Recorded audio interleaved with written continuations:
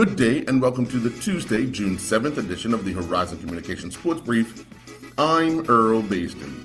While some are reporting two-day-old news, today Islandstats.com is reporting that Micah Lambert and Bridget Marshall saw action on the opening day of the 2022 Special Olympics USA Games going on in Orlando, Florida.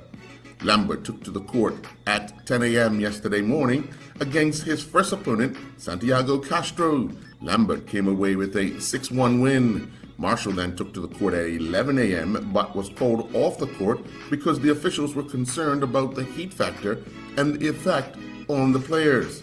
An hour later, Marshall would return to the court, but she would go down 6-1 to Michelle Zhang. At 1 p.m., Lambert found himself back on the court, this time against John Nego, and he came away with a 6-love win. And then it was Marshall on the court again. This time, she came away with a 6-love win over Andy Zach. Bermuda's men's national team arrived in Guyana preparing for their second match of the CONCACAF Nations League tournament.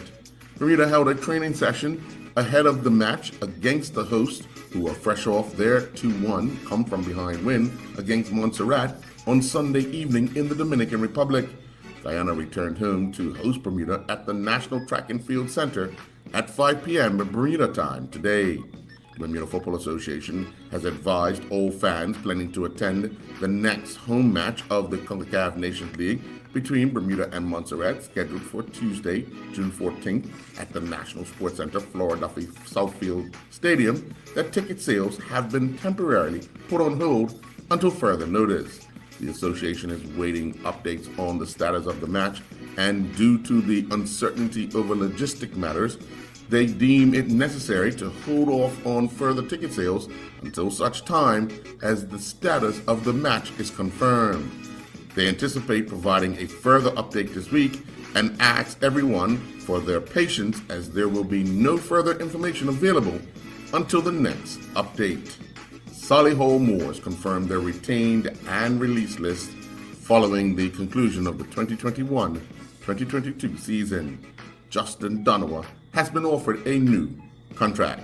A scintillating century from overseas signing Tim Seifert wasn't enough to prevent Darry Rollins and his Sussex teammates from falling to defeat at Hampshire. Seifert had great support from Rollins, who made 32 from 21. Seifert and Rollins put on a fifth wicket stand of 69 to give the Sharks a chance as the overs wilted away, but Rollins was run out by the tightest of margins, possibly millimeters away from making it home just before the umpires took the players off the field for rain.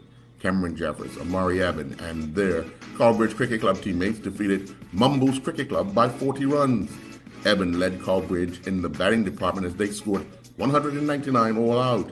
Eben scored 82 off of 104 balls. He hit 8 fours, while Jeffers scored 28 off of 30 balls, hitting 4 fours. In reply, Mumbles were bowled out for 159. Jeffers finished with figures of 8.4 overs, 5 for 23, while Eben claimed a stumping off a Jeffers delivery. Kamal Levrock and his Rood Park and Lawton Cricket Club teammates defeated Mere Heath Cricket Club by 100 runs. Rood Park won the toss and elected to bat, and they scored 212 for 4 in their allotted 50 overs. Levrock was out for 7 off of 5 balls, hitting 1-4. In reply, Mere Heath was bowled out for 112. Levrock returned figures of 7 overs, 1 maiden, 2 for 39. Meanwhile, week 3 of the 2022 Bermuda Cricket Board 50-over league season saw 7 league matches and 1 Central County Cup match played. Bermuda also had several players playing overseas as well. Today, Islandstats.com takes a look at the week's top performers both locally and abroad. Amari Eben, representing the University of South Wales, was the top scorer with a knock of 101. Mackay McGowan from Cleveland County scored the second highest with a knock of 91 not out, and Adrian Bowers from Somerset Bridge scored the third highest knock of 83. Figures of 10 overs, 2 maidens, 7 for 38 saw Macau Walker from Bailey's Bay return the best bowling figures. Dion Bowl from the Devonshire Recreation Club had the second best figures of 10 overs, 2 maidens, 6 for 24. And Kaiwan Franks from Flats Victoria had the third best figures of 7.4 overs, 5 for 19. Elijah Daly began competing in the 2022 Age Group International Long Course Championships over in Canada. On day one, Daly competed in the 200-meter freestyle final, finishing 10th, clocking a personal best time of 2:01.54.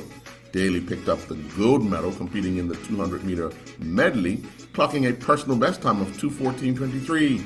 Daly closed out the first day with a personal best time of 9:03.16 in the 800-meter freestyle, which saw him finish 4th. Kaiwan Waldron was back in action as the standardbred races season continued in Canada. In Heat 1, Waldron in the bike of She Makes Me Feel Unreal finished 7th. They crossed the line in a time of 1:59.2. During Heat 2, Waldron in the bike of Perry Mystic finished 2nd, starting in the number 5 spot, clocking a time of 1:58.2. In the bike of Platin Alpha, Waldron finished 2nd in Heat 3, clocking a time of 1:57.4, starting in the 2nd hole. Waldron in the bike of Mickey Make Some Speed crossed the line in 4th place in Heat 7, coming out of the 3rd hole with a time of 1:56.2.